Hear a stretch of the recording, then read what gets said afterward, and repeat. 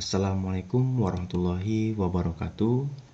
Bapak Ibu guru yang sudah selesai melaksanakan kegiatan observasi bersama kepala sekolah, maka untuk tahapan selanjutnya pada PMM adalah pengisian dokumen tindak lanjut.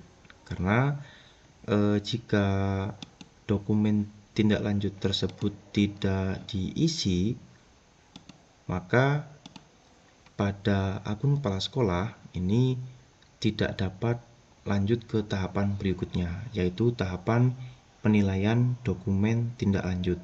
Nah, jika kemarin Bapak Ibu sudah mengupload RPP, maka setelah diobservasi, kepala sekolah itu akan melakukan penilaian. Nah, seperti ini tampilannya.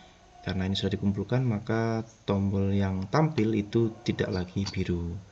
Nah, untuk itu, agar kepala sekolah bisa melakukan nilai dokumen tindak lanjut pada akun PMM-nya, maka Bapak Ibu harus mengisi dokumen tindak lanjut tersebut. Nah, mari kita buka pada akun PMM kita masing-masing. Nah, ini adalah tampilan akun pada PMM kita ya. Mari kita buka pada bagian observasi praktik kinerja, cek langkah observasi. Nah, ini yang kemarin kita sudah mengunggah dokumen persiapan ya, RPP dan sebagainya begitu. Di sini selanjutnya kepala sekolah sudah menilai observasinya, maka di tahapan yang berikutnya setelah kita cek rincian dan mengerti, diklik mengerti ya. Ini kan cek rincian, setelah itu diklik mengerti. Karena ini sudah saya klik, maka tidak ada tampil lagi. Nah, setelah itu kita buka isi dokumen tindak lanjutnya.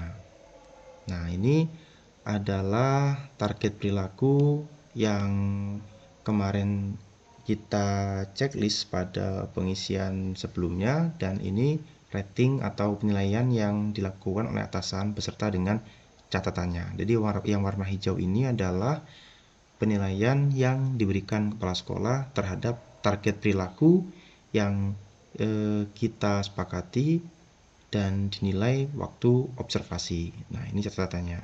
Kemudian untuk rekomendasinya, ini di bagian bawah, rekomendasi dari atasan yang diberikan pada saat pelaksanaan observasi kita di kelas.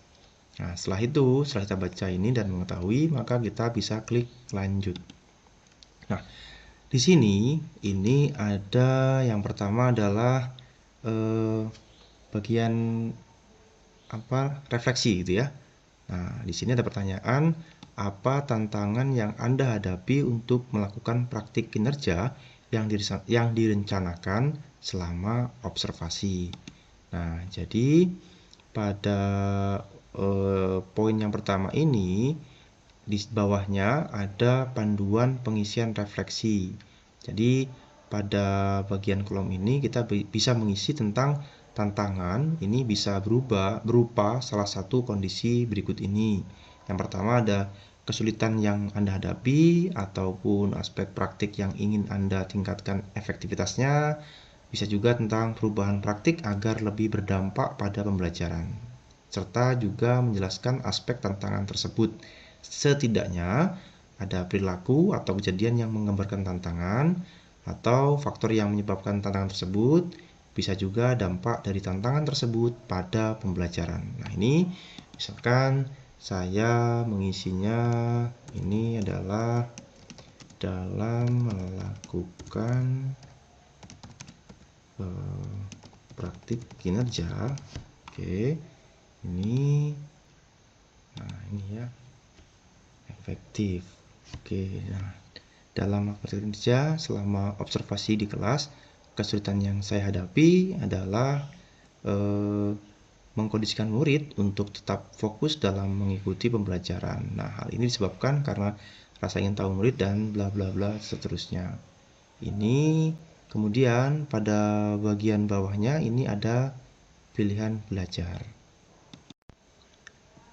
pada bagian bawah ini di pilihan belajarnya ada beberapa pertanyaan yang harus kita jawab, serta di bagian bawahnya lagi itu ada opsional pilihan belajar dari platform Merdeka Mengajar atau PMM. Nah, ini nanti kita bisa checklist kalau di sini pilih minimal satu tujuan, tapi sebaiknya kita nanti bisa checklist ketiga-tiganya. Nah, untuk yang pertama, pada bagian apa tujuan tindak lanjut yang ingin Anda lakukan untuk meningkatkan kualitas praktik pembelajaran Anda, ini dapat kita isi ya. Ini tentu berdasarkan pertimbangan dari umpan balik yang telah diberikan oleh kepala sekolah selama mengobservasi kita di kelas.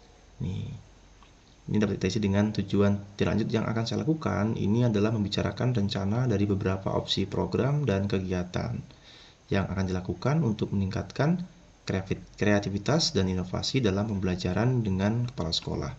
Kemudian pada pertanyaan yang kedua, apa upaya yang ingin Anda lakukan untuk mencapai tujuan tindak lanjut tersebut? Nah, ini dapat kita isi dengan upaya untuk mencapai tujuan tindak lanjut tersebut. Saya akan melakukan beberapa upaya, diantaranya mendiskusikan dengan kepala sekolah untuk membicarakan strategi yang inovatif dan efektif yang dapat dilakukan oleh satuan pendidikan. Selain itu, saya juga akan berkolaborasi dengan teman sejawat untuk saling bertukar ide dalam pembuatan media pembelajaran yang kreatif dan inovatif untuk meningkatkan motivasi belajar murid di kelas. Nah, ini untuk pertanyaan yang kedua. Kemudian pada bagian berikutnya, ini kapan Anda akan melakukan aksi tindak lanjut? Ini kita bisa mengisi dengan aksi tindak lanjut ini akan saya mulai atau akan saya lakukan gitu ya. Saya mulai pada bulan April, karena ini sudah dimulai di akhir Maret ya, Bapak Ibu guru. Di April, pada bulan April ini sampai dengan akhir periode. Nah, ini untuk pengisian pada periode tindak lanjutnya. Di sini kita disuruh membuat komitmen ya Bapak Ibu untuk pelaksanaan dari tindak lanjut yang akan kita lakukan. Kemudian pada bagian apa dukungan yang Anda butuhkan untuk melakukan upaya tindak lanjut, ini bisa kita isi dengan, nah ini kita bisa memilih dari beberapa pilihan ini. Ada sumber daya untuk melakukan kegiatan belajar atau praktik, ada penyediaan atau pembelian alat dukung pembelajaran, kemudian ada penyediaan atau akses ke sumber belajar melalui satuan pendidikan, ada izin untuk mengikuti pelatihan di luar satuan, ada juga memperoleh mentoring dari kepala sekolah, guru penggerak, guru atau pemateri eksternal atau manajemen. Dan kita juga bisa memilih pilihan lainnya. Kalau kita memilih pilihan lainnya, nanti di sini akan ada kolom untuk kita mengisi apa dukungan yang kita butuhkan dari sekolah untuk pelaksanaan kegiatan pembelajaran yang tentunya itu harus berpusat pada murid. Nah, di sini saya akan memilih opsi yang penyediaan atau pembelian alat dukung pembelajaran. Oke, di bagian bawahnya lagi kita akan mengisi di sini ada beberapa pernyataan yang harus kita checklist gitu ya. Ada opsional pilihan belajar dari platform Merdeka Mengajar. Nah, ini di sini memang tertulis kita minimal pilih salah satu dari tujuan tindak lanjutnya ini.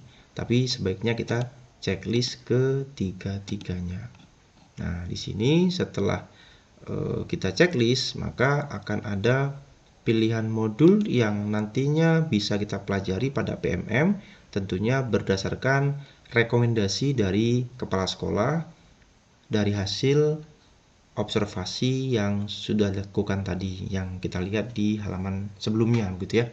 Nah, ini kita bisa memilih salah satu dari pilihan di sini yang sesuai dengan pilihan kita terhadap instruksi pembelajaran yang mencakup materi ini.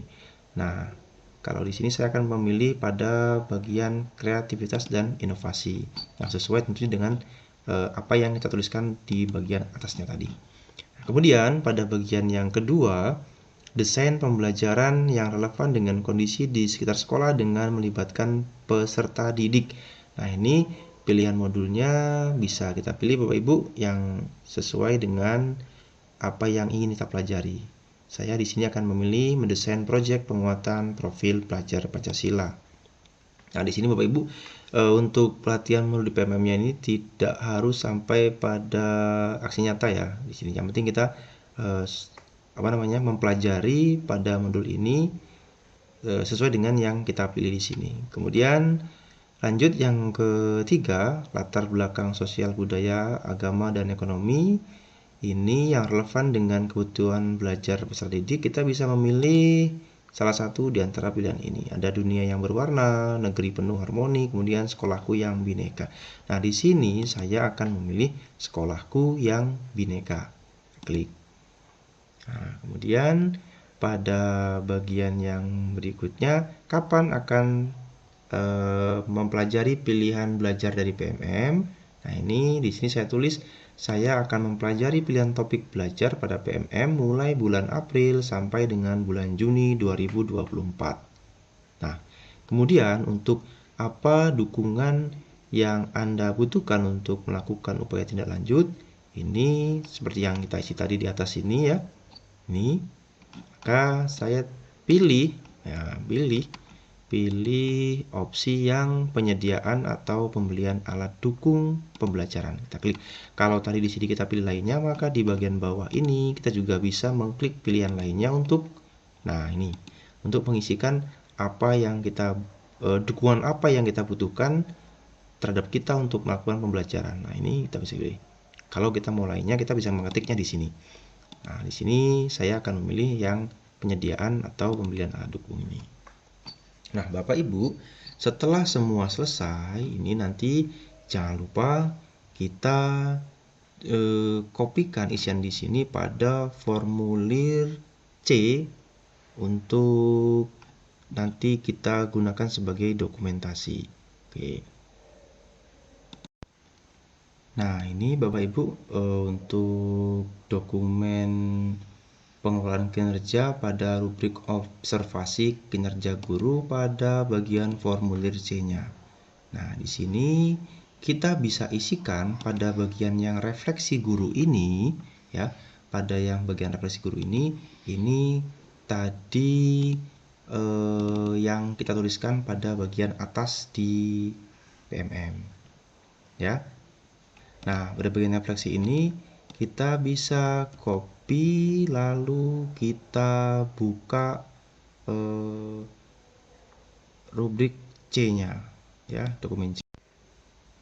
Ini Bapak Ibu, kita kopikan pada bagian yang sini. Kita copy. Nah, seperti ini tampilnya nanti. Pada kategori ini kita di sini juga ada pilihan belajar dari PMM. Nah, untuk yang ini kita isikan tujuan tindak lanjutnya pada 3 pilihan yang ada pada PMM tadi. Oke, kita buka. Nah, ini pada pilihan belajarnya ini pada opsi pilihan belajar di PMM. Nah, ini. Jadi pada opsi ini instruksi pembelajaran yang mencakup ini kita tuliskan pada di rubrik C-nya ya. Kita tuliskan pada bagian ini kan di formulir C-nya di bagian ini tujuan tindak lanjutnya. Jadi mengingatkan kompetensi tentang instruksi pembelajaran yang menyangkut bla bla bla tadi. Kemudian kita kopikan di sini, tuliskan sampai ke bagian tiga-tiganya ini. Ini tiga-tiganya. Kemudian untuk yang upaya tindak lanjut, ini kita bisa menuliskan mengikuti pelatihan mandiri di PMM. Nah, ini juga kita copy dari bagian yang di PMM tadi ya. Kita buka. Kita menuliskan pada upaya tindak lanjutnya itu dengan mengikuti pelatihan mandiri di PMM pada modul kreativitas dan inovasi sesuai dengan pilihan kita. Nah, ini nanti ketiganya ini kita kopikan pada formulir C-nya.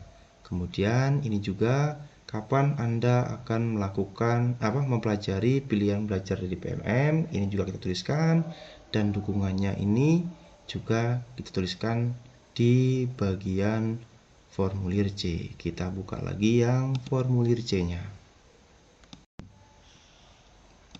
Nah, ini ya. Ini pada kapannya ini saya akan mempelajari pilihan topik belajar pada PMM memulai bulan April tadi kita kopikan di sini. Kemudian pada bagian kolom kebutuhan dukungan apa dan siapa, apanya kita tuliskan alat dukung pembelajaran, dan siapanya tentu kita butuh dukungan dari kepala sekolah dan rekan sejawat. Nah, ini pastikan semuanya ini sudah terisi dengan baik karena ini nanti kita gunakan sebagai dokumentasi dari pelaksanaan pengelolaan kinerja kita selama di kelas. Nah, ini sudah selesai diisi semuanya. Maka pada bagian pengisian tindak lanjut di PMM, nah pada bagian yang ini kan sudah selesai semua ini. Nah, ini kita cek lagi dari atas, sudah selesai semuanya. Nah, ini maka kita kalau sudah yakin bisa klik kumpulkan, atau kita juga bisa melakukan simpan draft. Nah, kita simpan dulu. Nah, oke, nah demikianlah ya Bapak Ibu